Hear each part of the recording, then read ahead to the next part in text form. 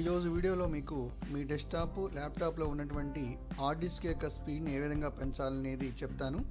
ఈ వీడియో చివరి వరకు చూడండి. ఒక చిన్న సెట్టింగ్స్ తోటి మీ డెస్క్టాప్ ల్యాప్టాప్లో ఉన్నటువంటి హార్డ్ డిస్క్ యొక్క స్పీడ్ని పెంచుకోవచ్చు. అది ఎలాగో చూద్దాం. మీ సిస్టంలో ఉన్నటువంటి దిస్ పీసీ ఓపెన్ చేయండి, మై కంప్యూటర్ లేదా దిస్ పీసీ ఓపెన్ చేయండి, లోకల్ డిస్క్ సిని ఓపెన్ చేయండి, ఇందులో విండోస్ మీద క్లిక్ చేయండి, విండోస్ ఓపెన్ చేయండి. సిస్టమ్ అని కాన్ఫిగరేషన్ ఫైల్ ఉంటుంది, ఆ కాన్ఫిగరేషన్ సెట్టింగ్స్ ఫైల్ మీద క్లిక్ చేయండి.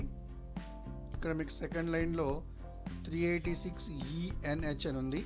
దాని పక్కన మీరు నేను చెప్పబోయేటువంటి టెక్స్ట్ని టైప్ చేసి ఎంటర్ చేయండి.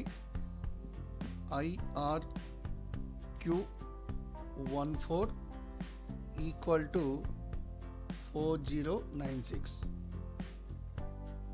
ఈ యొక్క టెక్స్ట్ని ఇక్కడ యాడ్ చేసేసి ఫైల్లోకి వెళ్ళేసి సేవ్ మీద ప్రెస్ చేయండి.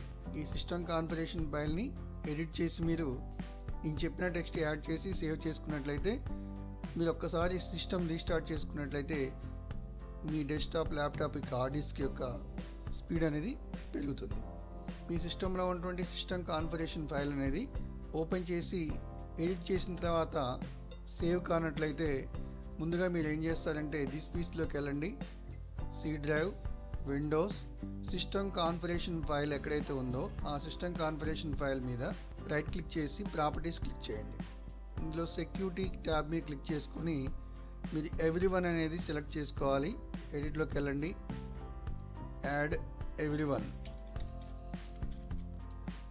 చెక్ నేమ్ క్లిక్ చేసుకోండి, ఓకే చేసుకోండి. ఎవ్రీవన్ సెలెక్ట్ చేసుకొని మీరు అన్ని ఆప్షన్స్ కూడా ఫుల్ కంట్రోల్లో పెట్టేసుకుని ఆ ఫైల్ని ఓకే చేసుకోండి. అప్పుడు మాత్రమే ఎడిట్ చేసిన తర్వాత సేవ్ అవుతుంది.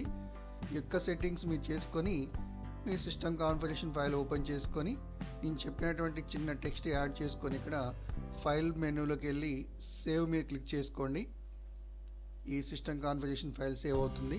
ఒక్కసారి మీ సిస్టమ్ని రీస్టార్ట్ చేసుకున్నట్లయితే మీ సిస్టంలో ఉన్నటువంటి హార్డ్ డిస్క్ యొక్క స్పీడ్ అనేది పెరుగుతుంది. ఇంకో మెథడ్ కూడా ఉంది. డిస్క్ మేనేజ్మెంట్ని ఓపెన్ చేసుకోండి. దాని కమాండ్ ద్వారా మీరు ఇందులో ఉన్నటువంటి హార్డ్ డిస్క్లు ఏవైతే ఉన్నాయో ఆ హార్డ్ డిస్క్ని సెలెక్ట్ చేసుకొని రైట్ క్లిక్ చేసుకొని ప్రాపర్టీస్ క్లిక్ చేయండి.